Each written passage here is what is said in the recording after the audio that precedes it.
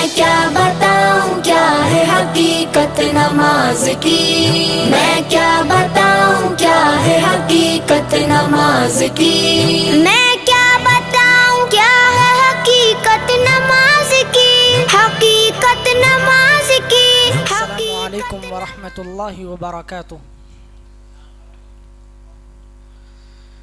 الحمد للہ رب العالمین والصلاة والسلام على سید المرسلین وعلى آلہ وصحبہ اجمعین، اما بعد۔ قال اللہ تبارک وتعالى في القرآن المجید والفرقان الحمید: قد افلح المؤمنون الذين هم في صلاتهم خاشعون۔ وقال في موضع آخر: فويل للمصلين الذين هم عن صلاتهم ساهون۔ وقال النبي صلى الله عليه وسلم: صلوا كما رأيتموني أصلي۔ تمام قسم کی حمد و ثنا، کبریائی و بڑائی اس اللہ وحدہ لا شریک کے لیے لائق و سزاوار ہے، جس نے اس کائنات کو اور اس کے درمیان کی تمام چیزوں کو صرف اور صرف فی ستتی ایام یعنی 6 دن میں پیدا کیا، اور ہمیں مسلمان بنا کر اہل موحدین میں سے جمع کیا۔ اس اللہ رب العالمین کی مختصر حمد و ثنا کے بعد بے شمار درود و سلام ہو تمام انبیاء علیہ الصلاۃ والسلام پر، بالخصوص ہمارے نبی محمد عربی صلی اللہ علیہ وسلم پر۔ اللہم صلی وسلم علی نبینا محمد۔ محترم عزیز میرے بھائیوں، جیسا کہ آپ سب کو ابھی تھوڑی دیر پہلے میرا عنوان بتایا گیا کہ نماز میں سرزد ہونے والی عام غلطیاں، ہم نے بے شمار درست خطبات، چھوٹے موٹے درسوں میں ہم نے نماز کے متعلق، اس کی اہمیت، اس کی فضیلت کے متعلق بے شمار وقتوں میں ہم نے سنا ہے۔ میں اس کی طرف نہ جاتے ہوئے میں اپنے موضوع یعنی نماز میں سرزد ہونے والی عام غلطیاں، اس کو میں بتانے جا رہا ہوں۔ جیسا کہ ہم سب کو معلوم ہے، نماز دن اور رات میں 5 وقت پڑھی جانے والی ایک اہم عبادت ہے، دین اسلام کا دوسرا اہم رکن ہے۔ یعنی اس عبادت کی فضیلت کا اندازہ، اہمیت کا اندازہ اس بات سے لگایا جا سکتا ہے، دین اسلام کے 5 ارکان ہیں۔ جیسا کہ ہم سب کو معلوم ہے، ہم لوگ بچپن سے مسلمان ہیں، یعنی کلمہ توحید، نماز یعنی صلاۃ، روزہ، زکوٰۃ، حج، یہ دین اسلام کے بنیادی 5 ارکان ہیں، یعنی رکن ہیں۔ یہ 5 ارکان میں یعنی یہ نماز ایک ایسی واحد عبادت ہے جو ہر روز دن میں 5 وقت اوقات میں پڑھی جاتی ہے، بلکہ دوسرے جو رکن ہیں یعنی روزہ ہو، زکوٰۃ ہو، حج ہو، یہ سال میں 1 مرتبہ ہوتی ہے، ادا کی جاتی ہے۔ تو اس کی اہمیت، اس کی فضیلت کا اندازہ اس بات سے لگایا جا سکتا ہے۔ اور اسی طرح عبادات کے قبول ہونے میں 3 شروط کا پایا جانا ضروری ہے۔ یعنی کوئی بھی عمل قبول ہونا ہے اللہ رب العالمین کے یہاں، تو ہمیں 3 چیزوں کا خیال رکھنا چاہیے۔ سب سے پہلی چیز، عامل یعنی عمل کرنے والے کا عقیدہ صحیح ہو، یعنی وہ اللہ رب العالمین کو ایک ماننے والا ہو اور اللہ کے رسول صلی اللہ علیہ وسلم کو آخری نبی محمد رسول اللہ علیہ وسلم ماننے والا ہو۔ دوسری چیز یہ کہ وہ عمل اللہ رب العالمین کی خوشنودی حاصل کرنے کے لیے ہو، نہ کہ دوسروں کے یہاں شہرت پیدا کرنا ہو یعنی ہم عارضی طور پر اس کو رسمی طور پر ادا کرنا ہو یہ نہ ہو. دوسری چیز یعنی عمل کرنے والے کی جو نیت ہو وہ اللہ رب العالمین کی رضامندی حاصل کرنا ہو. اسی طرح تیسری چیز جو عمل کر رہا ہے عمل کرنے والا عامل وہ کتاب و سنت کے مطابق ہو, یعنی اس پر کتاب و سنت کی مہر لگی ہوئی ہو. جیسا کہ اللہ کے رسول صلی اللہ علیہ وسلم نے فرمایا من عمل عملا لیس علیہ امرنا فہو رد. اللہ رب العالمین اس عمل کو قبول نہیں کرتا جس پر میرا مہر نہ لگا ہو. تو اس حدیث سے یہ ہمیں معلوم ہوتا ہے کہ عمل کے صحیح ہونے میں اللہ اور اس کے رسول کا مہر اس پر ہونا چاہیے, یعنی اللہ اور اس کے رسول کا حکم اس پر ہونا چاہیے, اس کے مطابق ہونا چاہیے. یعنی اللہ کے رسول صلی اللہ علیہ وسلم نے نماز کس طرح پڑھا, یعنی دیگر جو بھی عبادت ہو, نماز ہو, روزہ ہو, زکوٰۃ ہو, جو بھی عبادت ہو, یعنی اللہ کے رسول صلی اللہ علیہ وسلم نے اپنی زندگی میں کس طرح اسے ادا کیا, اس لیے کہ اللہ کے رسول ہمارے لیے آئیڈیل ہیں. لقد کان لکم فی رسول اللہ اسوۃ حسنہ, یہ اللہ رب العالمین نے بیان کیا ہے. تو یہ چیز تین شروط پائے جانا لازم ہے, یعنی پہلے یہ کہ عامل کا عقیدہ صحیح ہو, دوسرا یہ کہ وہ اللہ رب العالمین کی خوشنودی حاصل کرنا ہو, تیسرا یہ کہ وہ عمل کتاب و سنت کے مطابق ہو. ان تینوں شروط میں سے کوئی بھی شروط نہ پائے جائے تو وہ عمل ناقابل و قبول ہے اللہ کے یہاں. تو ہمیں ان شروط کا پایا جانا ہم اس کا لحاظ رکھیں. اس بات سے اس حدیث سے اس بات کا بھی ہمیں اہمیت معلوم ہوتی ہے جو کہتے ہیں کہ نماز جیسی بھی پڑھو, جیسا کہ لوگ کا کہنا ہوتا ہے نماز ہے بھائی ہم کیسا بھی پڑھ لیں اللہ کیا قبول ہو جائے گی. نہیں, اس لیے کہ اللہ کے رسول صلی اللہ علیہ وسلم نے فرمایا صلو کما رأیتمونی اصلی, تم لوگ نماز پڑھو جس طرح تم مجھے نماز پڑھتے ہوئے دیکھتے ہو. یعنی اللہ کے رسول صلی اللہ علیہ وسلم کے مطابق ہمیں نماز پڑھنا چاہیے, نہ کہ ہماری مرضی کے مطابق, نہ کہ ہم آبا و اجداد کے مطابق نماز پڑھنا چاہیے. تو الغرض ہم نے بے شمار درست اور خطبات میں سنے ہیں نماز کے فضائل, نماز کی اہمیت, نماز کا مرتبہ, نماز کا مقام. تو میں اس کی تفصیل میں نہ جاتے ہوئے میں اس میں کیا غلطیاں ہوتی ہیں میں یہاں تقریر کرنے کی مناسبت سے نہیں ہوں. میں ابھی طفل مکتب ہوں, نہ عالم ہوں نہ علامہ, پھر بھی دل میں تمنا رکھتا ہوں کہ سنا دوں حق کا پروانہ. تو میں یہاں پر درس کی مناسبت سے آیا ہوں, یعنی ہم لوگ آپس میں بات چیت کریں. تو سب سے پہلی غلطی جو نماز میں سب سے نہیں ہے, جو علم نہیں رکھتے اس کے مطابق وہ غلطی ہوتی ہے زبان سے نیت کرنا. یعنی سب سے پہلے ہم اس کو نماز کا معنی کیا ہے وہ سمجھ لیں. یعنی نماز کسے کہتے ہیں؟ الصلاۃ لغت میں, نماز کو لغت میں کہتے ہیں الدعاء, یعنی دعا. یہ نماز ایک دعا ہے. ہم اللہ رب العالمین سے, پوری نماز دعا ہے, ہم اللہ رب العالمین سے مناجات کہتے ہیں, اللہ رب العالمین سے کسی چیز کا سوال کرتے ہیں, کسی چیز سے پناہ مانگتے ہیں. یعنی ایاک نعبد و ایاک نستعین اہدنا الصراط المستقیم, اے اللہ رب العالمین ہمیں سیدھے راستے پر چلا. صراط الذین انعمت علیہم, ان لوگوں کے راستے پر چلا جن پر تو نے انعام کیا. یعنی ہم اللہ رب العالمین سے دعا کرتے ہیں. یعنی دعا کا لغت میں معنی الدعا ہے, اور اصطلاح میں معنی کہ نماز کسے کہتے ہیں. یعنی فہی عبادۃ عن اقوال و افعال مخصوصۃ, یعنی نماز ایک ایسی عبادت ہے جو مخصوص افعال یعنی مخصوص اشاروں کا, مخصوص اقوال یعنی مخصوص کلمات کا, یعنی عبادت کا نام ہے جو تفتح بالتکبیر و تختم بالتسلیم.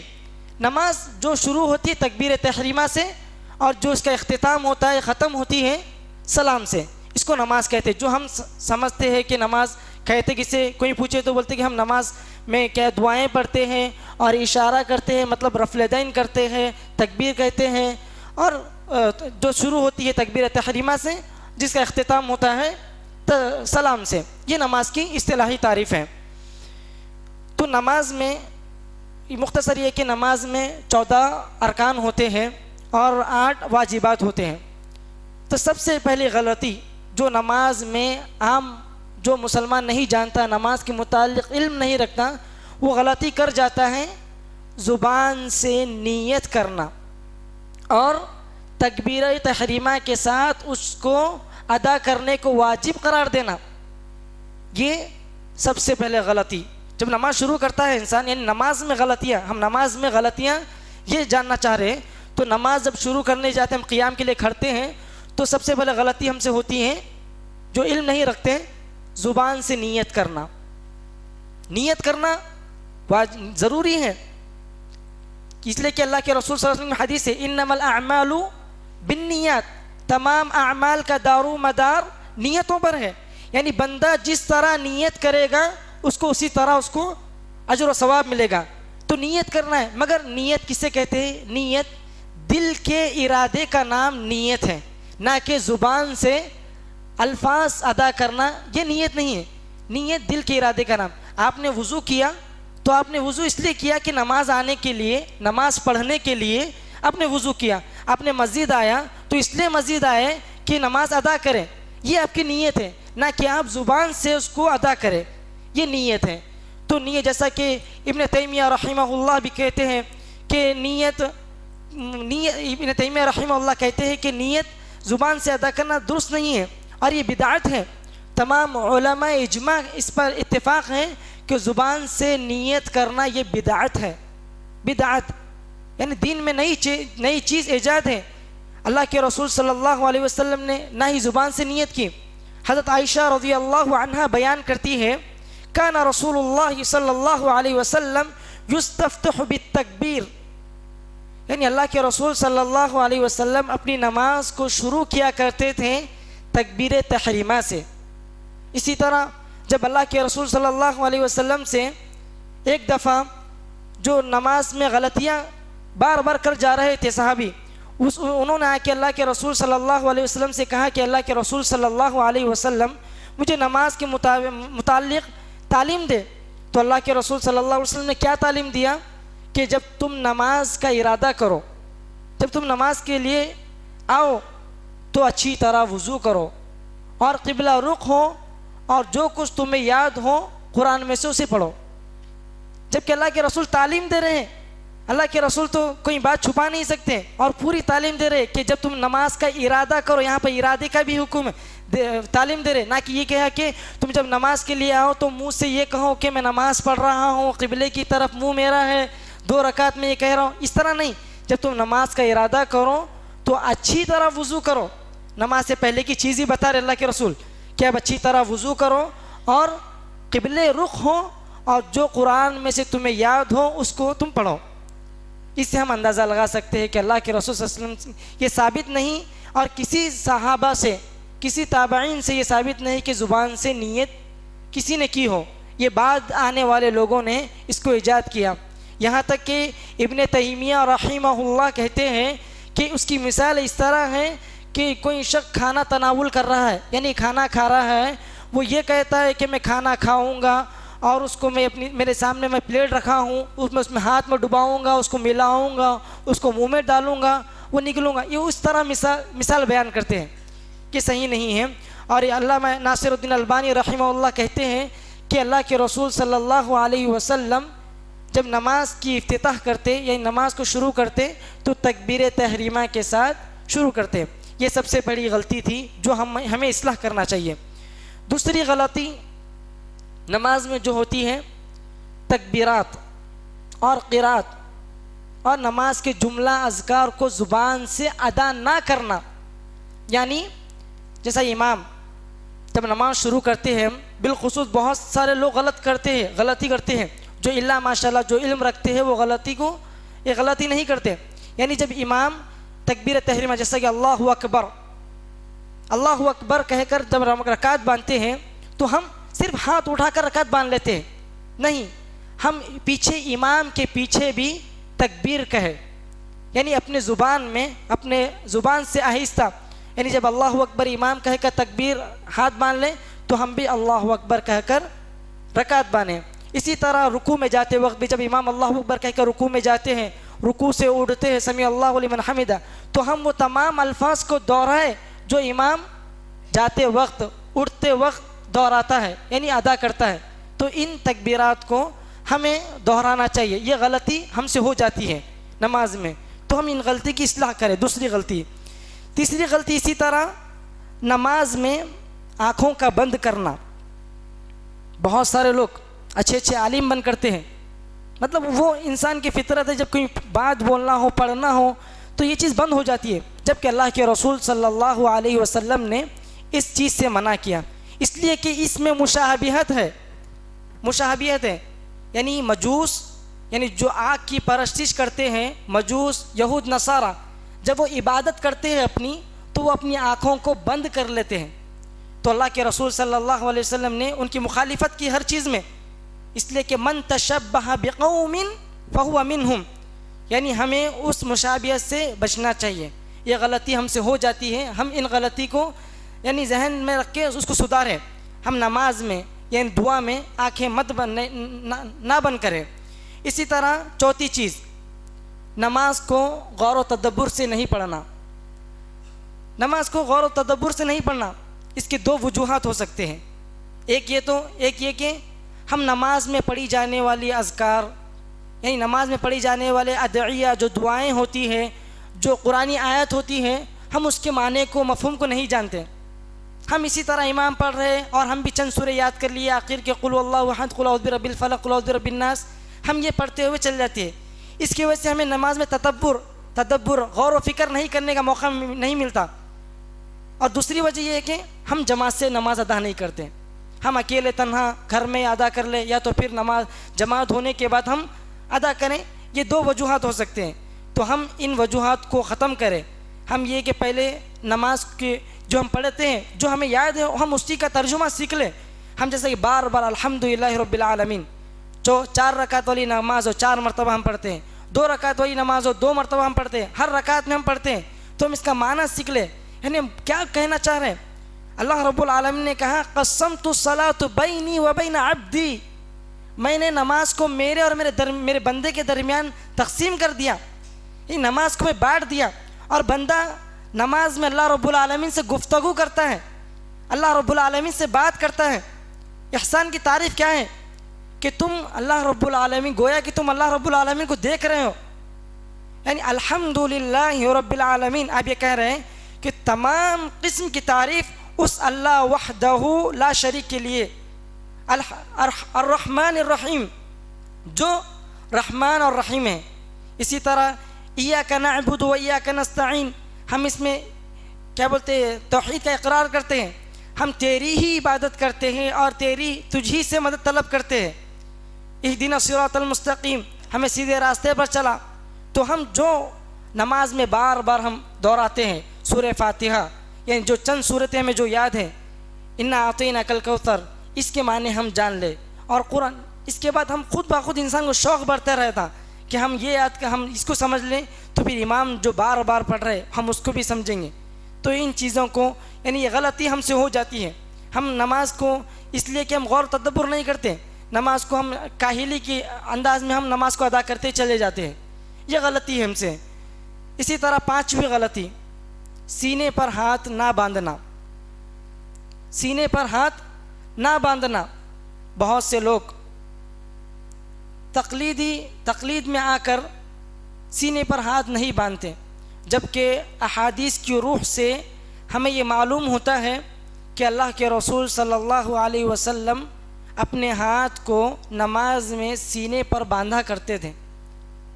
ہم جب احادیث کا محاسبہ کریں گے، احادیث کو ہم دیکھیں گے، تو ہمیں معلوم ہوتا ہے کہ اللہ کے رسول صلی اللہ علیہ وسلم اپنے ہاتھ کو سینے پر باندھا کرتے تھے. بہت ساری احادیث ہیں. حضرت وائل بن حجر رضی اللہ عنہ بیان کرتے ہیں کہ اللہ کے رسول صلی اللہ علیہ وسلم اپنے ہاتھوں جب نماز کے لیے کھڑے ہوتے ہیں تو اپنے دائنے ہاتھ کو، یعنی رائٹ ہینڈ کو لیفٹ ہینڈ پر رکھتے ہیں، یعنی دائنے ہاتھ کو لیفٹ ہینڈ پر رکھ کر سینے پر رکھا کرتے ہیں. اسی طرح 11 صحابہ رضی اللہ عنہم اجمعین کی شہادت ہے. ابو حمید سعدی رضی اللہ عنہ بیان کرتے ہیں، جب 10 صحابہ رضی اللہ عنہم اجمعین ایک مجلس میں بیٹھے ہوئے ہوتے، کہتے کہ میں اللہ کے رسول صلی اللہ علیہ وسلم کی نماز کا طریقہ تم میں بہتر جانتا ہوں. یعنی دعویٰ کیا انہوں نے. دعویٰ کر صحابہ نے کہا کہ بتاؤ اللہ کے رسول صلی اللہ علیہ وسلم کا طریقہ کس طرح تھا، ہم بھی دیکھیں. تو امام یعنی احمد سعدی رضی اللہ عنہ نے نماز کا مکمل نماز کا طریقہ بیان کیا، جس طرح ہم نماز ادا کرتے ہیں، جس طرح اہل حدیث نماز ادا کرتے ہیں اس طرح احمد سعدی رضی اللہ عنہ نے یعنی بتایا، تو 10 صحابہ نے گواہی دی کہ ہاں اللہ کے رسول صلی اللہ علیہ وسلم اسی طرح نماز کو ادا کرتے تھے. تو انہوں نے اسی حدیث میں اپنے ہاتھوں کو سینے پر رکھ کر بتایا. تو ہم سینے پر ہاتھ رکھنا سنت ہے، مطلب یہ سنت سے ثابت ہے، سنت ہے. یہ غلطی جو علم نہیں رکھتے وہ غلطی کر جاتے، یا تو ہاتھ کو ارسال کرتے یعنی چھوڑ دیتے ہیں، یا تو ہاتھ کو ناف کے نیچے باندھتے ہیں. جو ناف کے نیچے باندھنے کی حدیث ہے وہ ضعیف روایت ہے. اسی طرح چھٹی غلطی امام کے پیچھے سورہ فاتحہ نہ پڑھنا. یہ غلطی بھی بہت ہوتی ہے. امام کے پیچھے سورہ فاتحہ نہ پڑھنا. امام کے پیچھے سورہ فاتحہ پڑھنا رکن ہے، جیسا کہ 14 ارکان ہیں، یعنی ایک رکن بھی نہ ہو تو نماز باطل ہے. تو سورہ فاتحہ پڑھنا نماز میں رکن ہے. اس لیے کہ اسی طرح اللہ کے رسول صلی اللہ علیہ وسلم کی واضح حدیث ہے، لا صلاۃ لمن لم یقرأ بفاتحۃ الکتاب. اس شخص کی نماز ہی نہیں جس نے سورہ فاتحہ نہیں پڑھی نماز میں. جس نے سورہ فاتحہ نہیں پڑھی نماز میں اس کی نماز ہی نہیں. تو اس حدیث سے معلوم ہوا کہ سورہ فاتحہ کا پڑھنا لازم ہے، چاہے نماز سری ہو یا جہری ہو. یعنی امام جو بلند آواز سے پڑھ رہے ہیں تو امام کے پڑھنے کے بعد ہم آہستہ زبان سے پڑھ لیں الحمدللہ رب العالمین. یا سری میں تو ہم پڑھتے ہی ہے، تو سورہ فاتحہ کا پڑھنا یہ رکن ہے. یہ غلطی ہو جاتی ہے، سورہ فاتحہ نہیں پڑھتے. اسی طرح 7ویں غلطی آمین بلند آواز سے نہ کہنا. یہ بھی غلطی ہے، آمین بلند آواز سے نہ کہنا. آمین بلند آواز سے کہنا یہ رسول اللہ صلی اللہ علیہ وسلم کی سنت ہے. اس لیے کہ ابن جریر رحمہ اللہ عطا بن رباح رضی اللہ عنہ رحمہ اللہ سے فرماتے ہیں، جو تابعی ہے دونوں یعنی سوال کر رہے بعد والے زمانے کے، ابن جریر رحمہ اللہ عطا بن رباح سے سوال کر رہے ہیں کہ ابن زبیر رضی اللہ عنہ کہ وہ صحابی ہے، صحابی کے متعلق پوچھ رہے کہ وہ نماز میں جب نماز پڑھا کرتے تھے تو کیا وہ نماز سورہ فاتحہ ہونے کے بعد آمین کہتے؟ تو صحابی رسول ابن زبیر رضی اللہ عنہ سورہ فاتحہ ہونے کے بعد آمین بلند آواز سے کہتے، یہاں تک کہ مسجد گونجتی آمین کی آواز سے. اور آمین کی فضیلت یہ ہے کہ ہماری آمین اور فرشتوں کی آمین مل جائے تو جو ہم نے دعا مانگا اہدنا الصراط المستقیم صراط الذین انعمت علیہم، وہ دعا ہم سے قبول ہو جائے گی. یہ غلطی ہم سے ہوتی ہے کہ ہم آمین بلند آواز سے نہیں کہتے. اسی طرح غلطی رفع الیدین نہیں کرنا. رفع الیدین نماز میں نہ کرنا. رفع الیدین مطلب دونوں ہاتھوں کو کندھوں تک اٹھانا.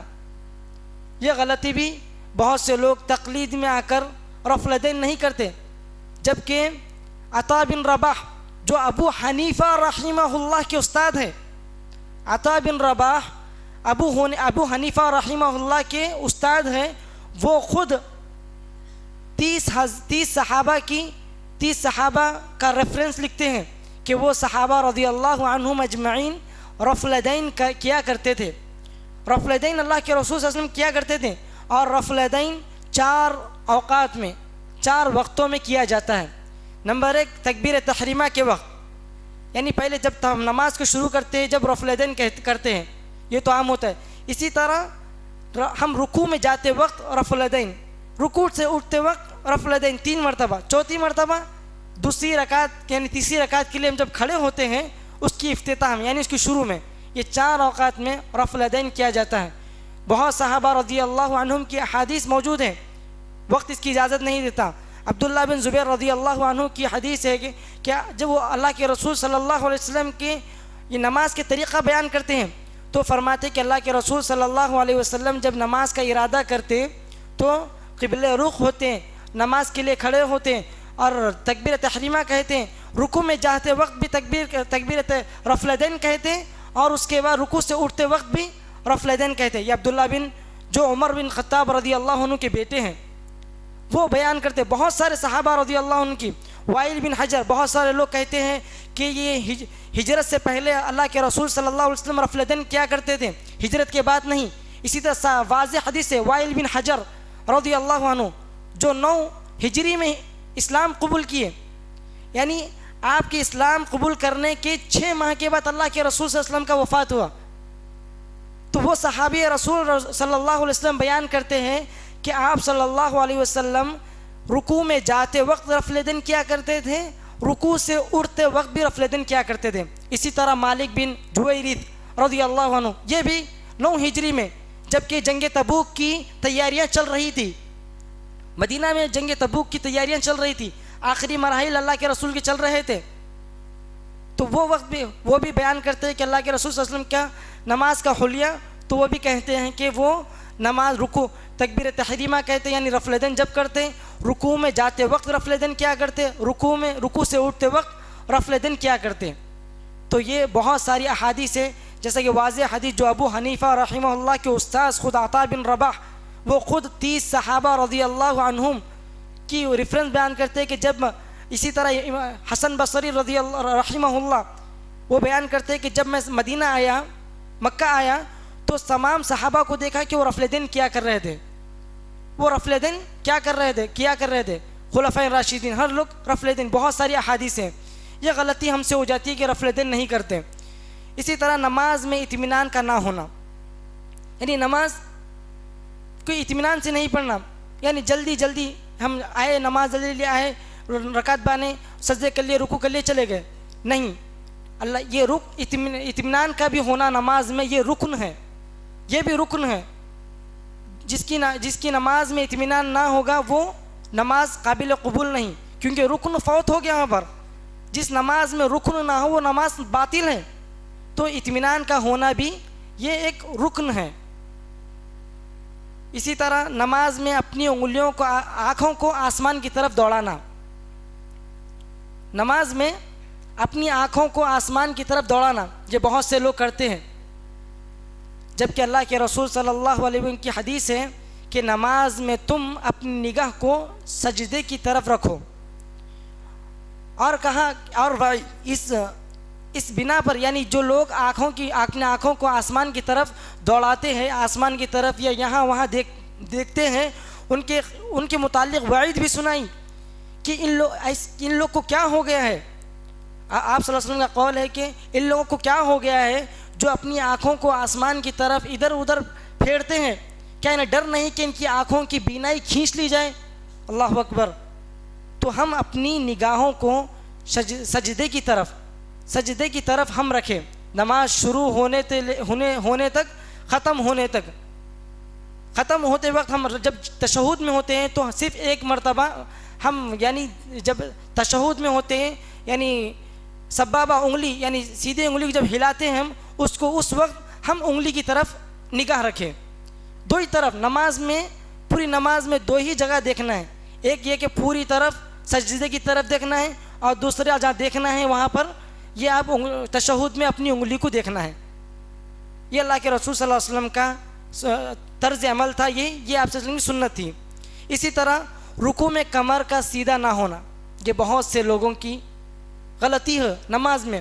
ہم نماز کو کبھی ایسا ہوتا ہے، کبھی کوئی لوگ ایسے نماز پڑھتے ہیں، دل ایسا کہتا ہے کہ نماز کیوں پڑھ رہا ہے، نہیں پڑھے تو بہتر ہے، دل ایسا کہتا ہے، جبکہ نماز تو پڑھنا لازم ہے، ضروری ہے۔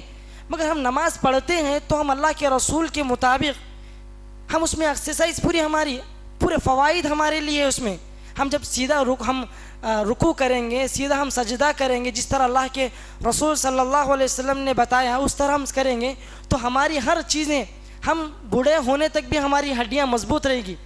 ہم جب سیدھا رہیں گے تو ہماری کمر سیدھی رہیں گی ہمیشہ۔ تو آپ صلی اللہ علیہ وسلم کی سنت ہے کہ آپ صلی اللہ علیہ وسلم نماز میں، یعنی رکوع میں اپنی کمر کو سیدھا رکھا کرتے تھے۔ صحابہ رضی اللہ عنہم، حضرت عائشہ رضی اللہ عنہا بیان کرتی ہے کہ آپ صلی اللہ علیہ وسلم کی کمر رکوع میں اس طرح سیدھا ہوا کرتی تھی کہ آپ کے اوپر پانی بھی بہا دیا جائے تو پانی نہ ٹھہر جائے اس کے اوپر، اس طرح آپ کی کمر ہوا کرتی تھی۔ اس کا سیدھا ہونے کا کیا طریقہ ہے؟ نارمل سا طریقہ۔ ہم لوگ کیا ہے، سیدھا ہونے کے لیے ہم اس کو ہاتھوں کو ٹیڑھا کرتے ہیں، اپنے کاندھوں کو اٹھا لیتے ہیں، نہیں، ہم سیدھا نارمل یہ اپنے انگلیوں کو کھولے، اپنے پنجوں کو کھول کر ہم گھٹنوں کو مضبوط پکڑیں اور اپنے ہاتھوں کو سیدھا رکھیں، وہ خود بخود سیدھا ہو جائے گی۔ ہم سیدھا کرنے کی کوشش کرتے ہیں، نہیں بول کے نہیں، مگر سیدھا کرنے کی اس میں ہم لوگ ٹیڑھا کر دیتے ہیں۔ تو ہم سیدھا کرنا اس لیے ایسا چاہیے کہ ہم یہ انگلیوں کو کھول کر اپنے گھٹنوں پر مضبوطی سے پکڑ لیں اور وہ سیدھا رکھے ہاتھ، وہ خود بخود پیٹھ آپ کی سیدھی ہو جائے گی۔ سیدھی رکھنا سنت ہے، یہ غلطی ہم سے ہو جاتی ہے۔ اسی طرح رکوع کے بعد قومے میں مسنون دعاؤں کا نہ پڑھنا۔ جب رکوع کے بعد ہم اٹھتے ہیں قومے میں کھڑتے ہیں، اس میں مسنون دعائیں، جیسا کہ امام سمیع اللہ لمن حمدہ کہہ کر اٹھ جائیں، ہم دعا نہیں پڑھتے، ٹھہرتے نہیں، سیدھا چلے جاتے ہیں، ربنا ولک الحمد حمدا کثیرا طیبا مبارکا فی، یہ نہیں پڑھتے، سیدھا چلے جاتے۔ اس کے بعد بھی کھڑنا یہ رکن ہے، یہ بھی رکن ہے۔ اس کے اندر بھی یعنی جو دعا اللہ کے رسول صلی اللہ علیہ وسلم نے بتائی، ربنا ولک الحمد حمدا کثیرا طیبا مبارکا فی، ایک دفعہ کا واقعہ ہے کہ اللہ کے رسول صلی اللہ علیہ وسلم نے نماز پڑھا رہے تھے تو اللہ کے رسول صلی اللہ علیہ وسلم رکوع سے اٹھتے وقت سمیع اللہ لمن حمدہ کہا، تو صحابی پیچھے سے صحابی نے ربنا ولک الحمد حمدا کثیرا طیبا مبارکا فی کے الفاظ ادا کیے، تو اللہ کے رسول صلی اللہ علیہ وسلم نے نماز کے ختم ہونے کے بعد کہا کہ یہ الفاظ کس نے کہے؟ تو صحابی رسول صلی اللہ علیہ وسلم نے کہا کہ اللہ کے رسول میں نے کہا۔ تو اللہ کے رسول صلی اللہ علیہ وسلم نے کہا کہ میں نماز میں 70,000 فرشتوں کو دیکھ رہا تھا کہ وہ اس کلمات کو لکھنے میں پہل کر رہے تھے، یعنی جھگڑ رہے تھے کہ ان کلمات کو لکھے۔ سبحان اللہ، ہم ان کلمات کو چھوڑ کر سیدھا ہم سجدے میں چل جاتے ہیں۔ ہم سیدھا اطمینان سے کھڑے ہوں، اس کے اندر کی دعائیں ادا کریں۔ اسی طرح قومے اور جلسے استراحت نہ کرنا۔ قومہ یعنی ہم جو رکوع سے اٹھتے ہیں اس کو قومہ کہتے ہیں، اور جلسے استراحت یعنی دونوں سجدوں کے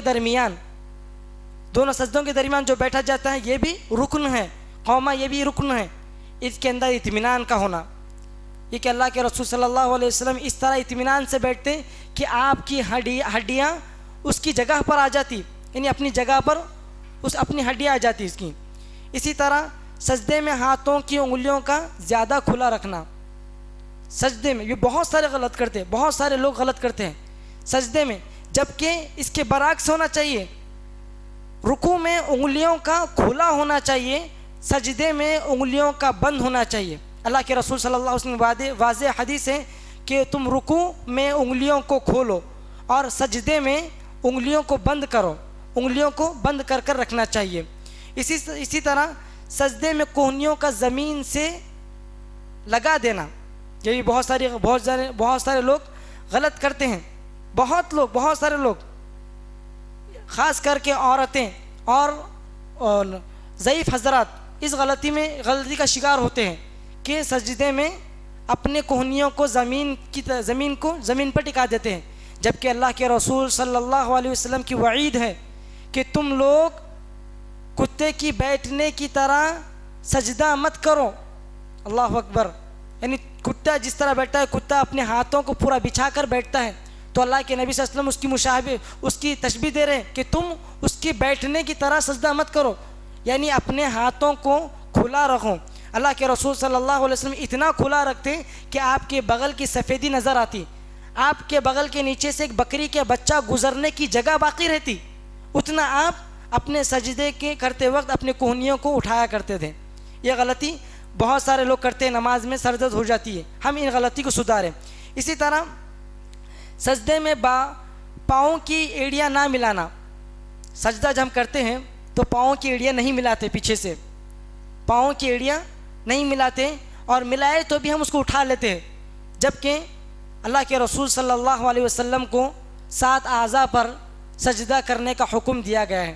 اللہ کے رسول صلی اللہ علیہ وسلم نے اشارہ کیا کہ پیشانی اور ناک اس کو ایک بتایا، اور دونوں ہاتھ یہ 3، یہ دونوں گھٹنے 5، 3 یہ 2 5، یہ دونوں یہ دو نیچے کے انگلیاں سات اعضاء پر اللہ کے رسول صلی اللہ علیہ وسلم نے یہ چیز اشارہ کر کے بتایا کہ اللہ رب العالمین نے مجھے 7 اعضاء پر سجدہ کرنے کا حکم دیا.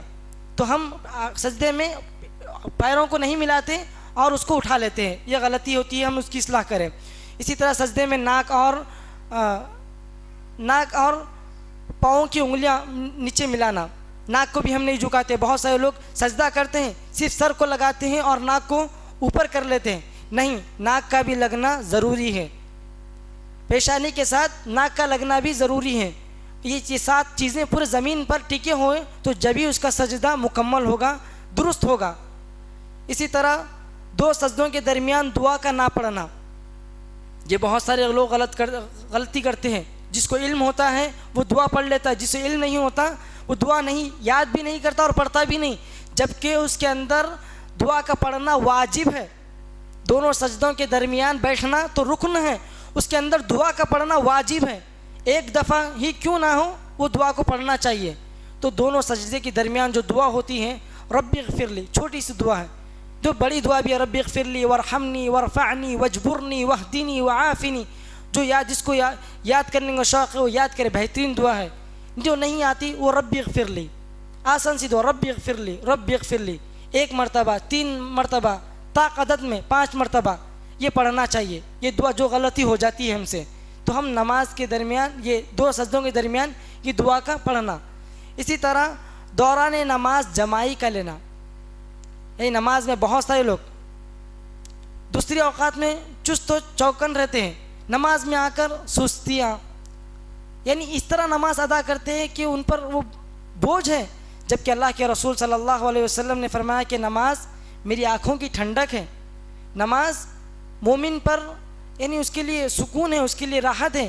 اللہ رب العالمین فرماتے ہیں قد افلح المؤمنون الذین هم فی صلاتهم خاشعون, تحقیق کے مومن کامیاب ہو گئے جنہوں نے اپنی نمازوں میں خشوع اور خضوع اختیار کیا, عاجزی, انکساری. 10 منٹ کی نماز ہم اللہ رب العالمین کے سامنے کس طرح ادا کرنا چاہیے. تو ہم دوران نماز یہ جماعی کا لینا, یہ اللہ کے رسول صلی اللہ علیہ وسلم نے منع کیا کہ تم جماعی جب لیتے ہو تو جب اپنا منہ کھولتے ہو تو جب شیطان اس میں داخل ہوتا ہے, اور جب داخل ہوگا تو ہمیں تو فتنوں میں ڈالے گا, یعنی ہمارے ذہن کو بھٹکائے گا. تو ہم جہاں تک ہو سکے اس جماعی کو ہم روکنے کی کوشش کریں. اسی طرح انگلیوں کو ایک دوسرے میں داخل کرنا, نماز میں ایک دوسرے میں انگلیوں کو داخل کرنا. اللہ کے رسول صلی اللہ علیہ وسلم نے منع کیا کہ جب انسان وضو کر لے اچھی طرح تو وہ اپنی انگلیوں کو نہ ملائے, اس لیے کہ وہ وضو کرنے کے وقت سے ہی, وضو کرنے کے بعد سے ہی وہ نماز کی حالت میں ہوتا ہے. نماز میں تو اولا اس سے بچنا چاہیے ہمیں, جبکہ لوگ نماز میں ہی پورے انگلیاں توڑتے ہیں, پورے ہر چیز, یعنی یہاں پر ہی ان کو موقع ملتا ہے سنورنے کا, سرجنے, ہر چیز کرنے کا, جبکہ ہمیں اس چیز سے بچنا چاہیے. اللہ کے رسول صلی اللہ علیہ وسلم نے منع کیا ہے اس چیز سے. اسی طرح بالوں یا کپڑوں کا سمیٹنا, بالوں, لوگ داڑھی سے کھیلتے ہیں نماز میں, یہ چیز سرزد غلطیاں ہیں, یہ غلطیاں ہیں یہ. جبکہ اللہ کے رسول صلی اللہ علیہ وسلم اور صحابہ رضی اللہ عنہم کی نمازیں کس طرح ہوا کرتی تھی.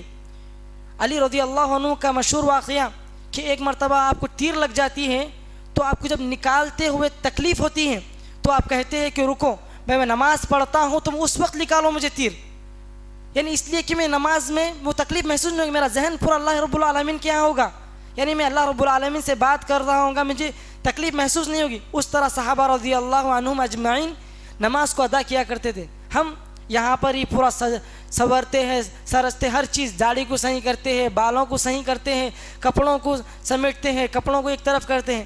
یہ غلطیاں ہم سے ہوتی ہے, ہم ان کو چھوڑنا چاہیے. اسی طرح امام سے پہل کرنا نماز میں, یہ تو بہت بڑی غلطی ہے. اللہ کے رسول صلی اللہ علیہ وسلم نے ڈرایا ہے. کیا ان لوگوں کو ڈر نہیں ہوتا, کیا ان لوگوں کو ڈر نہیں ہوتا کہ ان کو قبروں سے گدھے کی صورت میں اٹھایا جائے. اللہ اکبر. جو امام کے جانے سے پہلے اپنے ارکان کو پورا کرے, یعنی امام جانے سے پہلے ہم اس میں چلے جائے, تو یہ غلطی سے بچنا چاہیے. بہت سارے لوگ کرتے ہیں اس طرح, اور یہ بات سمجھنے نہیں آتی کہ امام سے پہلے کر بھی امام کے ساتھ ہی سلام پھیرنا ہے. تو ہمیں اس وعید سے بچنا چاہیے کہ ہم امام کے جانے کے بعد ہی ہم رکوع میں، سجدے میں، رکوع سے اٹھتے وقت، سجدے سے اٹھتے وقت ہم یہ غلطی سے محفوظ رہے۔ اسی طرح اونچی آواز سے پڑھ کر دوسروں کو تکلیف پہنچانا، یہ بھی غلطی ہوتی ہے۔ بہت سارے لوگ آپس سامنے والے کو تکلیف دیتے ہیں، تکلیف اس طرح کہ اونچی آواز سے پڑھتے ہیں، اتنی اونچی آواز سے نہیں پڑھنا چاہیے اور سیس کی آواز نہیں نکالنا چاہیے۔ اللہ کے رسول نے منع فرمایا کہ تم نماز، اس لیے کہ تم نماز میں اللہ رب العالمین سے سرگوشی کرتے ہو، یعنی اللہ رب العالمین سے بات کر رہے ہو، سامنے والا آپ کا بازو والا بھی اللہ رب العالمین سے بات کر رہا ہے تو اس کو خلل پیدا ہوتا ہے۔ تو ہم نماز، جبکہ ہم نماز تو اللہ کی خوشنودی حاصل کرنے کے لیے، ایسا کہ ہم اچھی نماز پڑھے سامنے بازو والے کو تکلیف دیں، یہ غلط بات ہے۔